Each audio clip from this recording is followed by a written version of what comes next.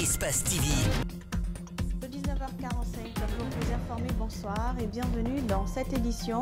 Au sommaire, dossier Air Guinée, pourquoi la nécessité de vente de cet appareil par les autorités d'alors? L'ancien directeur général de Air Guinée a apporté des réponses à la question ce mercredi dans les grandes gueules. Entre montagnes d'ordures puanteurs indescriptibles ajoutées à une pénurie d'eau, voilà l'image de Dar Salam, des fléaux en voie d'être un souvenir. Des organisations non gouvernementales travaillent sur une éventuelle opportunité de gestion et de transformation des déchets.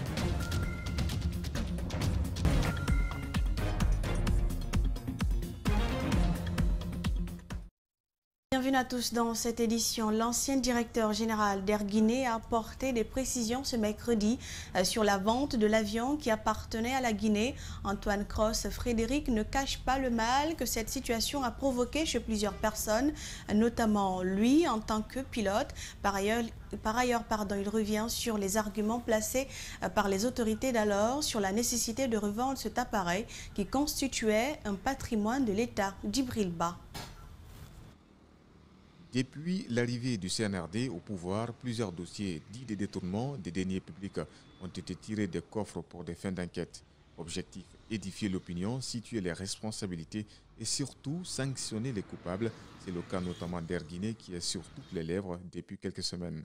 L'ancien directeur général de la dite compagnie se souvient encore des premières actions menées dans ce sens. Je crois qu'il y a eu des problèmes financiers. Et pour résoudre ce problème, il fallait vendre la compagnie.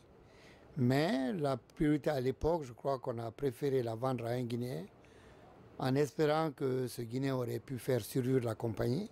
Si la vente de cet appareil constitue un choc pour plusieurs Guinéens, il en est de même pour l'ancien pilote commandant de bord et instructeur à Air Guinée. On transportait les étudiants, les étudiants, quand on les amenait en Russie, on les ramenait. C'était des vols pour ramener nos étudiants. Ils ne payaient pas les billets d'avion. Selon l'ancien directeur général d'Air Guinée, l'avion a été vendu à Mamadou Sylla, PDG de Futurlec, d'où sa responsabilité dans toutes les questions autour de la compagnie, poursuit-il, pour apporter des précisions sur la confiscation de l'avion par l'État israélien. Les frais de révision revenaient à celui qui a pris la compagnie. Et c'est le reliquat, la différence entre ceux qui payent pour prendre l'avion après la révision et le prix, les 5 millions de dollars, c'est la différence là qui payait à l'État. Air Guinée était pourtant bien rentable malgré le fait que la compagnie ait été dépourvue de subventions, mais les Guinéens pouvaient se déplacer sans assez de difficultés, nous confie son ancien directeur général. À présent, les yeux restent rivés sur les nouvelles autorités pour connaître l'issue du dossier Air Guinée sur la table de la CRIEF. Les précisions de Djibril Ba, c'est officiel, la ville de Bokeh va bénéficier d'un institut de formation au métier des mines. La convention a été signée ce mercredi entre le ministère de l'Enseignement supérieur, de la Recherche scientifique et l'innovation et le consortium SMB Winning. L'institut sera construit à Dapilon et 150 jeunes seront formés par an et vont bénéficier d'un contrat de 5 ans avec le consortium. En outre, le ministère de l'Enseignement supérieur a pu obtenir une collaboration qui va permettre la formation des formateurs, les stages en faveur des étudiants, l'appui aux échanges entre les institutions d'enseignement guinéennes et les institutions d'enseignement et de recherche chinoises. Alseni Bari, Yacouba Traoré. La Guinée, premier producteur de bauxite au monde, traîne toujours les pas. Manque d'industrie et surtout des cadres qualifiés dans les mines. La ministre de l'Enseignement supérieur, de la Recherche scientifique et de l'Innovation compte relever le défi. D'abord, un accord de coopération avec SMB Winning.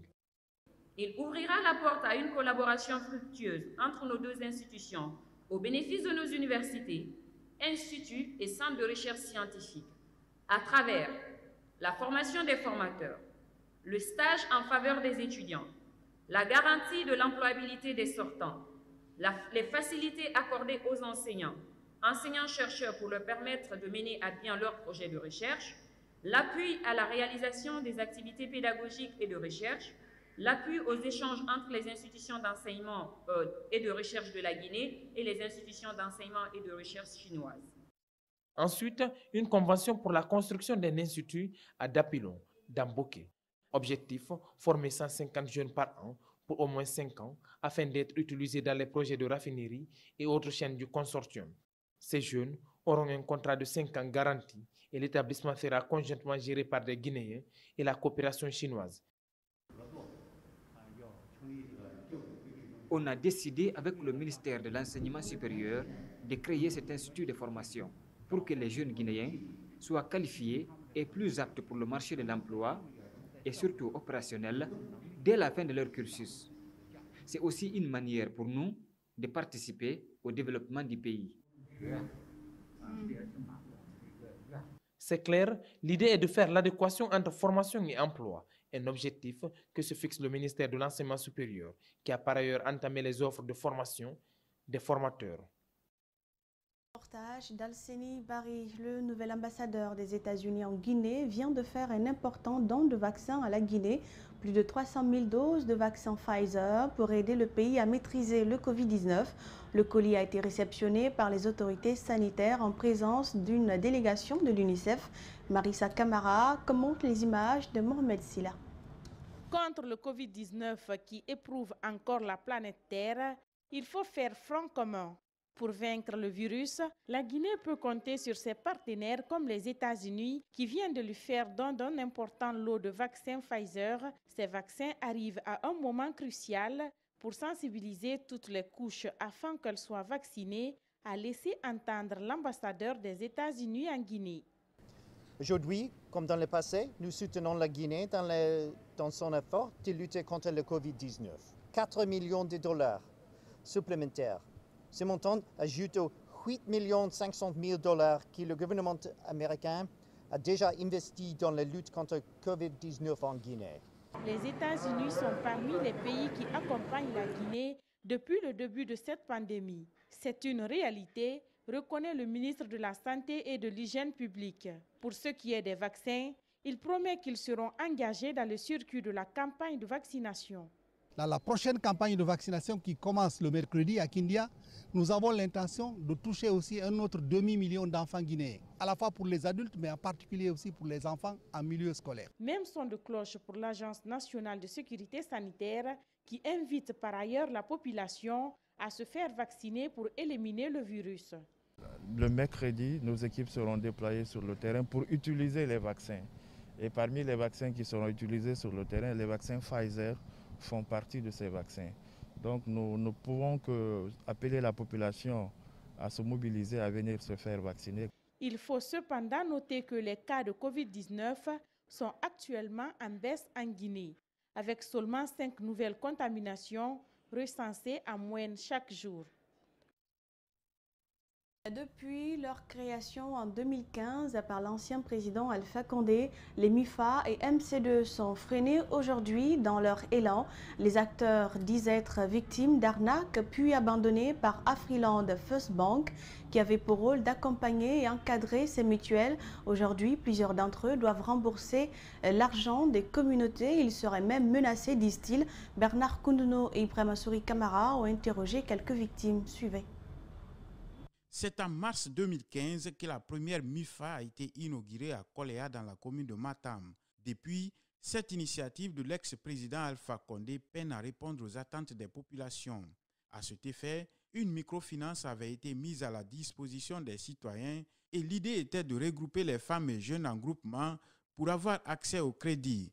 Des citoyens s'étaient engagés en versant des sommes d'argent à Afriland First Bank qui devait travailler avec ces MIFA. 7 ans après, aucune mutuelle n'a pu débloquer un financement malgré les montants colossaux qu'ils disent avoir versés à la banque. Il fallait qu'on verse des cautions au niveau d'Afriland First Bank. Il fallait qu'on crée un compte bloqué, un compte à épargne. Après y avoir tout fait, rempli toutes ces tâches, qu'on devait maintenant nous donner ces immobilisations. Après les immobilisations, automatiquement, les accompagnements des financements. Mais telle chose qui n'a pas vu le jour. Après plusieurs tentatives, même l'implication de l'ancien président, aucune avancée n'a été enregistrée dans ce dossier. Avec ce changement de régime, les victimes souhaitent l'implication des nouvelles autorités. Pour une première fois, on a mobilisé 52 millions. Après, on a mobilisé 60 millions. Tous ces montants-là ont été versés. On a rénové la maison. Et le personnel en charge, vous voyez, Donc jusqu'à présent, il n'y a pas eu de financement. L'argent versé dans les comptes à Afriland a le plus souvent été collecté dans les communautés. Aujourd'hui, certains responsables auraient quitté leur communauté de peur d'être poursuivis. Il y a des jeunes qui ne peuvent même pas rentrer chez eux aujourd'hui tellement qu'ils ont des problèmes. Parce qu'on a cotisé l'argent avec nos vieilles mamans. Le but de la création de ces unités était de permettre aux femmes d'entreprendre des activités génératrices de revenus. Une initiative qui semble faire plus de mal que de bien. Les médias courent-ils un danger sous la transition? La sortie médiatique du procureur de la République Charles Wright ne laisse pas indifférent le syndicat de la presse privée. Le SPP s'est fendu d'une déclaration pour rappeler les limites du procureur. Mamadou Sadio Baldé, explication. Il était pourtant apprécié dans les rédactions. Charles Wright a rendu public une déclaration qui a indigné les professionnels de médias. Mais les heures qui ont suivi, le syndicat tient à préciser. Ce qui nous a indigné à plus d'un titre, c'est quand on constate que M. Charles Wright ne veut plus respecter les limites de ses prérogatives. On ne peut pas comprendre qu'il puisse se permettre de donner des instructions à la haute autorité de la communication et de dire qu'il est en train d'attendre le rapport de monitoring de la HAC pour engager des actions judiciaires contre des journalistes. Mieux, il n'y a pas une relation officielle entre la haute autorité de la communication et le procureur. Conséquence, les conseillers ne peuvent en aucun cas être ses auxiliaires. Pour demander à tous les procureurs d'engager des poursuites judiciaires contre des journalistes sur la base du rapport de monitoring que la HAC doit mettre à sa disposition. On est où là? Nous lui avons rappelé que la HAC n'est pas un tribunal de première instance dont les procureurs sont placés sous l'autorité du parquet général qui dirige. Ça, il faut que cela soit compris. Charles n'est pas à son premier coup d'essai. En 2019, Lansana Camara, suite à une enquête, avait été emprisonné par le même procureur. Et que les commissaires de la HAC ne sont pas des OPJ dont les procès-verbaux doivent être transférés au procureur pour des fins de poursuite judiciaire. C'est lui qui avait envoyé injustement Lansana Camara en prison en 2019. Une torture psychologique est en train d'être planifiée pour tenter de museler les médias. Ce qui ne marchera pas, estime le syndicat. Là, on n'est pas encore mort. Mamadou Sadio Baldé, le groupe Adafo Média a reçu la ministre de l'Information et de la Communication en visite de courtoisie et de solidarité dans ses locaux ce mercredi. Dans les échanges, la chef du département a réitéré à la direction générale de ce groupe de médias toute l'attention de son ministère en ce qui concerne les conditions de travail des journalistes guinéens en général et ceux d'Adafo Média en particulier. Idrissa Bari et Mamadou Sadio Baldé pour plus de détails. C'est aux environs de midi que la direction générale du groupe Adafo Média a été surprise de la présence dans ses locaux d'une délégation du ministère de l'Information et de la Communication. À sa tête, la chef du département en personne.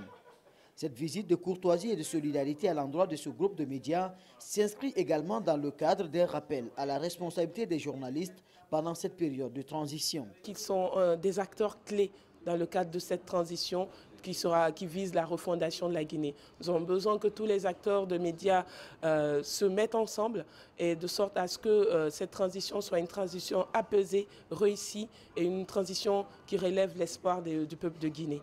Sur le plan professionnel, la ministre a aussi profité de cette visite pour inviter les différents acteurs des médias, notamment les patrons de presse, à la formulation d'un cadre de travail idéal et réglementaire afin de permettre aux journalistes de mieux vivre de leur métier. Et là-dessus, bien entendu, nous, en tant que département de tutelle de ce gouvernement, nous nous tenons à leur disposition pour analyser ensemble ce qu'il faut pour permettre vraiment que cela soit une réalité. Cette visite suscite de l'espoir au sein de la direction générale du groupe Adafo Média, dans la mesure où elle permet davantage la normalisation des relations entre le département de l'information et de la communication et les médias. C'est vrai que les relations ont été très difficiles durant ces 10 dernières années avec le département. On espère qu'avec cette transition, on va voir les choses autrement, qu'on ne nous prendra pas comme des ennemis, parce que souvent c'est la confusion que les gens faisaient un petit peu, et ça peut se comprendre, parce que ce n'est pas vraiment un gouvernement, je vais dire, à tendance politique, si je peux me dire ainsi. Donc le reste on fait notre boulot et j'espère en tout cas que cette collaboration, cette normalisation, si je peux me dire ainsi, parce que l'État c'est une continuité évidemment, ça va continuer dans ce sens-là. Tout autre sujet à présent, comme je vous l'annonçais, au pied de la montagne d'ordures de Dar Salam, les habitants de la localité côtoient une puanteur indescriptible. Au-delà du calvaire lié au dépotoir d'ordures, ils sont aussi confrontés à une pénurie d'eau. Pour remédier au fléau, quelques partenaires en collaboration avec l'ONG CIPAD séjournent à Conakry pour une éventuelle opportunité de gestion et de transformation des déchets de Dar Salam. Mohamed Valek Touré, Aboubakar Din Kamara. À Dar es Salam, les habitants côtoient la plus grande décharge du pays. Vu la nocivité des ordures, ils ne peuvent plus supporter les odeurs que dégage l'état d'immondice. Des fumées et odeurs nauséabondes les envahissent continuellement. Pour revaloriser ces déchets et stimuler le ramassage, quelques partenaires étrangers séjournent à Conakry en vue d'apporter leur expertise dans le cadre de la transformation des déchets en engrais. Et peut transformer ces déchets-là dans les déchets organiques, ça peut devenir comme de l'engrais. Donc ça a une température de 400 degrés Celsius. Après, ça peut convertir ces déchets-là en engrais. Une machine mobile qui pourra aider la Guinée à détruire les déchets et les transformer en engrais, disent-ils. Dar Salam, réputé quartier fantôme, présente à chaque saison un visage lugubre. Et c'est ce qui est en train de nous amener vers cette unité-là de gestion et même de réflexion pour proposer des solutions. Alors M. Georges est là dans ce cadre-là et nous aussi nous demandons aux autorités réellement de nous ouvrir les portes et d'accueillir M. Georges. Rien ne se perd, rien ne se crée, mais tout doit se transformer. Et je pense que cette machine écologique purement intelligente qui pourra aider la Guinée à transformer ces déchets-là, surtout les déchets organiques, en engrais. Donc c'est pourquoi nous sommes là aujourd'hui avec tous les partenaires techniques. Selon les constats, la Guinée produit plus de 500 000 tonnes de déchets plastiques par an. Des déchets abandonnés à l'air libre sans aucune politique de collecte, de transformation et de recyclage. J'ai de la famille qui habite ici, mais bien sûr qui sont en mauvaise santé. On a vu des enfants grimper sur la montagne, à aller chercher, bon, peut-être qu'il va leur permettre de manger aujourd'hui, mais il y en a qui meurent en montant sur cette montagne de déchets pour aller chercher du fer. On ne peut plus laisser faire ça, enfin. De par ce projet, CIPAD Guinée entend amener les populations à acquérir un réflexe de propriété. À rappeler qu'en août 2017, un glissement de terrain a eu lieu au niveau de la décharge, coûtant la vie à une dizaine de personnes et faisant plusieurs dégâts matériels. Le reportage de Mohamed Valek Touré met fin à cette édition d'information. Merci pour l'attention et l'intérêt. Les infos reviennent à 22h avec Fatoumata Bintabari. Portez-vous bien et très belle soirée sur Espace TV.